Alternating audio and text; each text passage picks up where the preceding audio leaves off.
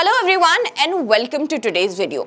आप अपनी लाइफ में छोटी सी छोटी चीज भी जब खरीदते हो तो पहले पूरी रिसर्च करते हो कि वो चीज आपको खरीदनी चाहिए या नहीं खरीदनी चाहिए।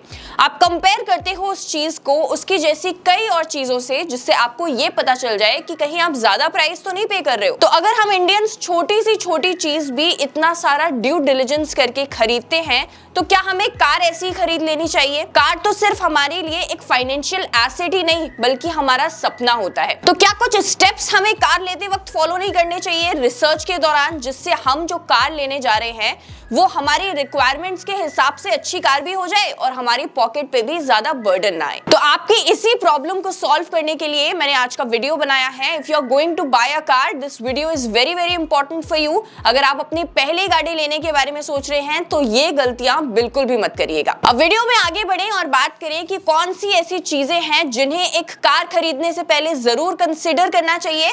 आप हमारे चैनल को सब्सक्राइब कर लीजिए ऐसी और वीडियोस के लिए, साथ ही साथ बेल आइकन को भी प्रेस कर दीजिए ताकि ऐसी और वीडियोस की नोटिफिकेशन आपको मिलती रहे। और अगर आप इन्वेस्टमेंट करना चाहते हैं लेकिन आपके पास डीमैट अकाउंट नहीं है तो डिस्क्रिप्शन में लिंक दिया गया है, आप जाकर वहां से फ्री में अपना डीमैट अकाउंट ओपन करवा सकते हैं। चलिए let's quickly now dive into the video and discuss the car buying guide of 2024। तो सबसे पहले कुछ इंपॉर्टेंट फैक्टर्स जो आपको एक कार लेने से पहले कंसिडर करने हैं वो है affordability, negotiation, down payment, car insurance और साथ ही साथ चीपर ऑल्टरनेटिव्स यानी कि यूज्ड कार्स। तो whenever you are going to buy a car for yourself, whether it's your first car or it's your second car, doesn't matter, आपको ये सारे factors हमेशा चेक करने हैं। We will discuss each one of these factors in detail in this video and tell you that how they are very very crucial while buying a car। तो चलिए सबसे पहले बात कर लेते हैं अफोर्डेबिलिटी की। Now depreciating asset का क्या मतलब है? Depreciating asset का मतलब होता है कि जैसे जैसे आपकी कार पुरानी होती जाती है उसकी जो वैल्यू होती है वो डेप्रिसिएट होती जाती है, मतलब कम होती जाती है। तो कार आपकी नीड्स और आपकी रिक्वायरमेंट्स को तो फुलफिल करती है लेकिन जैसे जैसे टाइम आगे बढ़ता जाता है वो पुरानी होती जाती है, उसकी वैल्यू डिक्रीज होती जाती है।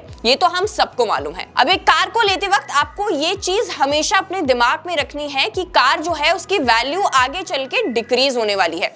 तो जब भी आप अपने लिए एक कार को चूज करें तो सबसे पहले आप ये देखें कि क्या ईएमआई अमाउंट आपको देना है, उस कार का प्राइस क्या है, क्या वो आपके बजट ब्रैकेट में आता है या नहीं। बहुत बार आपकी जो फेवरेट कार होती है वो आपके बजट ब्रैकेट में नहीं आती, तो हम इस डिलेमा में फंस जाते हैं कि अपनी फेवरेट कार को ले या फिर अपने बजट को देखें। तो यहाँ पे देखिए आपको एक बहुत ही वाइज डिसीजन लेने की जरूरत है, क्योंकि एक कार का जो ईएमआई होता है वो कोई 1-2 साल का ईएमआई तो होता नहीं है, ये आपके ऊपर एक फाइनेंशियल बर्डन रहने वाला है फॉर लाइक 4 to 5 years। तो यहाँ पे आपको एक ऐसा डिसीजन लेने की जरूरत है जो आपके ऊपर एक फाइनेंशियल बर्डन भी ना डाले और आपकी रिक्वायरमेंट्स के हिसाब से, आपकी नीड्स के हिसाब से आपको एक अच्छी कार भी मिल जाए। बहुत बार हम ये गलती कर देते हैं कि अपनी फेवरेट कार लेने के चक्कर में हम ज्यादा पैसे की कार ले लेते हैं और उसके बाद पछताते हैं कि अब हम क्या करें, हमें बहुत ज्यादा ईएमआई देना पड़ता है जिसकी वजह से हमारे पास बिल्कुल भी सेविंग्स नहीं बचती। ये गलती आप बिल्कुल भी मत करिएगा। अपनी मंथली इनकम, अपना क्रेडिट स्कोर, अपनी ईएमआई, ये सारी चीजें आपको हमेशा चेक करनी है before buying a car. Secondly, हमेशा कार कंपेयर करते वक्त ऑन रोड प्राइस को देखिए। ऑन रोड प्राइस में आपका रजिस्ट्रेशन फीस जो होती है वो भी इंक्लूडेड होती है, आपका इंश्योरेंस इंक्लूडेड होता है और भी कई सारे चार्जेस जो एक कार को बाय करते वक्त लगते हैं वो सारे इंक्लूडेड होते हैं। तो ये एक सही प्राइस रहेगा आपके लिए डिफरेंट कार्स को कंपेयर करने के लिए। So always look for on road price whenever you are buying a car. इसके बाद एक कार का ईएमआई लोन कैलकुलेटर आता है, वो भी आप यूज कर सकते हैं, जिससे आपको काफी ज्यादा आइडिया लग जाएगा कितने साल का टेन्योर होने वाला है कार लोन का, कितनी मंथली ईएमआई आएंगी और कितना अमाउंट आप डाउन पेमेंट के तौर पे कर सकते हो, जिससे आपका लोन का जो अमाउंट है वो कम हो जाए। इसके लिए कार लोन कैलकुलेटर का इस्तेमाल करिए। उसके बाद आप इस्तेमाल कर सकते हैं कार लेने के एक थंब रूल का, जो कि है 24-10। इसका मतलब होता है 20% of the car's value you have to pay as the down payment. मतलब अगर आप एक 5 लाख की गाड़ी ले रहे हो तो आपको 1 लाख रुपए as a a down payment देना ही चाहिए। उसके बाद आता है 4, यानी कि आपका जो कार लोन का टेन्योर है ये 4 साल से ज्यादा का नहीं होना चाहिए। उसके बाद आता है 10 का मतलब है कि आपकी जो मंथली EMI है ये आपकी इनकम की 10% से ज्यादा नहीं होनी चाहिए, और यहाँ पे हम आपकी ग्रॉस इनकम की बात कर रहे हैं। उसके बाद नेक्स्ट फैक्टर आता है डाउन पेमेंट का।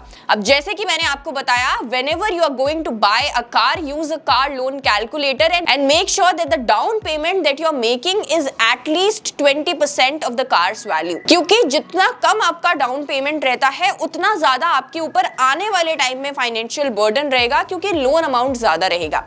बहुत बार हम ये गलती कर देते हैं कि उस टाइम हम कम पैसा पे करते हैं, फिर बाद में हमें पछताना पड़ता है जब हमारे ऊपर ज्यादा बर्डन आ जाता है, और उस टाइम पे हमारे लिए उतनी EMIs को पे करना मुश्किल हो जाता है। आपका अमाउंट जितना डाउन पेमेंट का कम रहता है उतना ज्यादा इंटरेस्ट आपको देना पड़ता है, और उतना ही ज्यादा लोन अमाउंट रहता है आपका। तो डाउन पेमेंट को इस तरीके से समझिए कि जितना ज्यादा आप देंगे उतना कम फाइनेंशियल बर्डन आपके ऊपर आएगा। Now the next factor is credit score. जब भी आप कार लेने के बारे में सोचते हैं, प्लान करते हैं, अपना क्रेडिट स्कोर जरूर चेक करिए। अगर क्रेडिट स्कोर अच्छा नहीं है तो पहले क्रेडिट स्कोर बिल्ड करिए और उसके बाद कार लेने का प्लान करिए।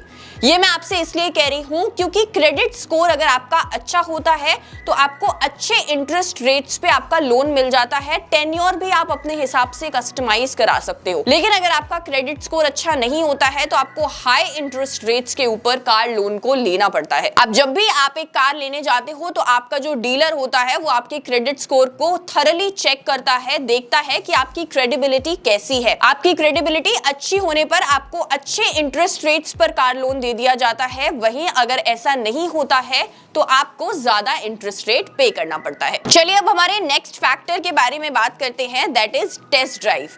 अब जब भी आप एक नई गाड़ी लेने जाते हैं तो टेस्ट ड्राइव तो जरूर करते होंगे, लेकिन कैसे टेस्ट ड्राइव को और भी ज्यादा इफेक्टिव बनाया जा सकता है जिससे आपको अच्छे से ये पता चल जाए कि कार अंदर से कैसी है, उसका इंजन कैसा है, and most importantly long term के लिए क्या वो सही रहेगी। फॉर दैट आपको ये चीजें हमेशा अपने दिमाग में रखनी है while test driving a car. सबसे पहला कि आपको अपनी कार को डिफरेंट सरफेसेस पर ड्राइव करके देखना है। दूसरा, आपको अपनी कार को डिफरेंट गियर्स और डिफरेंट स्पीड्स पे ड्राइव करके देखना है। तीसरा, आपको अपनी कार को हार्श रोड्स और कंजस्टेड रोड्स पर भी ट्राई करके देखना चाहिए। आफ्टर दैट कार की नॉइज, उसकी हार्शनेस, उसका पिकअप, ये सारी चीजें भी देखना बहुत ज्यादा इंपॉर्टेंट है। And lastly, ergonomics of the car, how comfortable are the seats of the car, how the lightning looks like, how is the steering, how are the controls, ये सारी छोटी चीजें भी आपको देखनी बहुत जरूरी है। जब भी आप अपनी कार की टेस्ट ड्राइव के दौरान इन सारे पैरामीटर्स को चेक करते हो और ये पैरामीटर्स आपके फेवर में आते हैं, आपको पसंद आते हैं,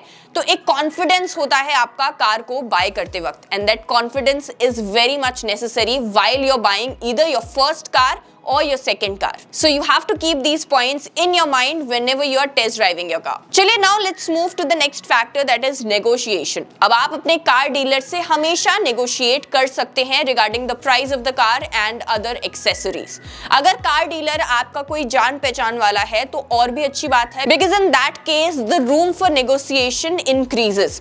Now you just don't have to negotiate the car price, but आप उसकी एक्सेसरीज के ऊपर भी नेगोशिएट कर सकते हो और आपको करना चाहिए। Also if you planning to buy a car, try to plan it while the festive season, क्योंकि फेस्टिव सीजन और जो लास्ट होता है ईयर का, इन दोनों टाइम पे आपको सबसे अच्छे डिस्काउंट्स मिलते हैं ऑन योर कार। तो अगर आप अपनी कार को इस टाइम पे बाय करने का प्लान करते हो, you can really save a lot of money. Now lastly, car insurance, which is a very very important factor while you are buying a car. तो अगर आप एक कार इंश्योरेंस लेने जा रहे हो तो देखिए, जरूरी नहीं है कि आपको अपना कार इंश्योरेंस डीलर के थ्रू ही लेना है, ऐसा बिल्कुल भी नेसेसरी नहीं है। आप अपना कार इंश्योरेंस किसी और से भी ले सकते हो। इन केस आपकी सेविंग्स हो रही हैं, आपको बेटर इंश्योरेंस मिल रहा है, then please go ahead, don't buy the car insurance from the dealer. Now again there are some things that you need to keep in mind whenever you are buying a car insurance. सबसे पहला, coverage limits क्या है, किन किन चीजों को आपका insurance cover करता है, किन चीजों को कवर नहीं करता है, ये सारी चीजें आपको पता होनी चाहिए। सेकेंडली, एडिशनल फीचर्स क्या हैं आपके कार इंश्योरेंस के अंदर। हर इंश्योरर आपको कुछ एडिशनल फीचर्स कार इंश्योरेंस में देता है।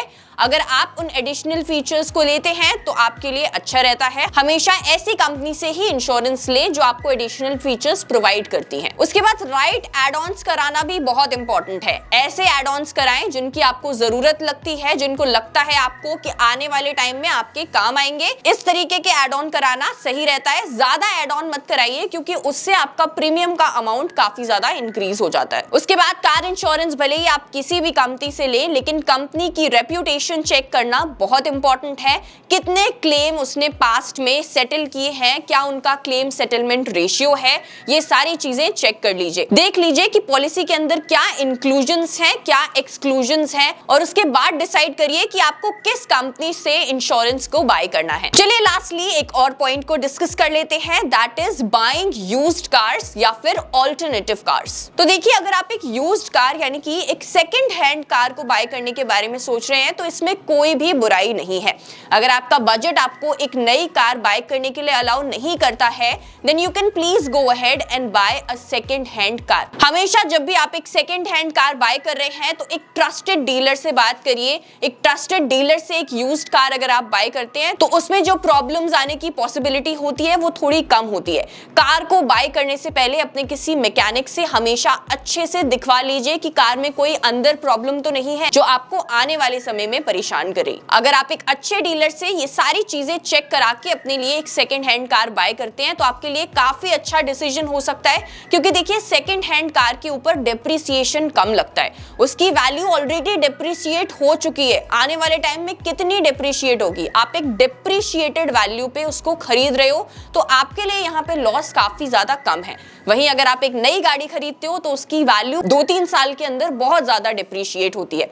तो यहाँ पे एक फायदा तो आपको जरूर मिल रहा है। बाकी चीजें अगर आप ढंग से चेक कर लेते हो तो आप फायदे में रहोगे। बट देन कार लेना सिर्फ हमारे लिए एक इन्वेस्टमेंट नहीं होती है, it is also connected to our emotions. So आप अपनी रिक्वायरमेंट्स के हिसाब से अपनी needs, not just your financial needs but your emotional needs, उसके हिसाब से अपने लिए एक कार को बाय करने का डिसीजन लीजिए। So that was it for today's video. I hope you found this video very very helpful if you are planning to buy a car. Thank you so much for watching. I will see you in the next video.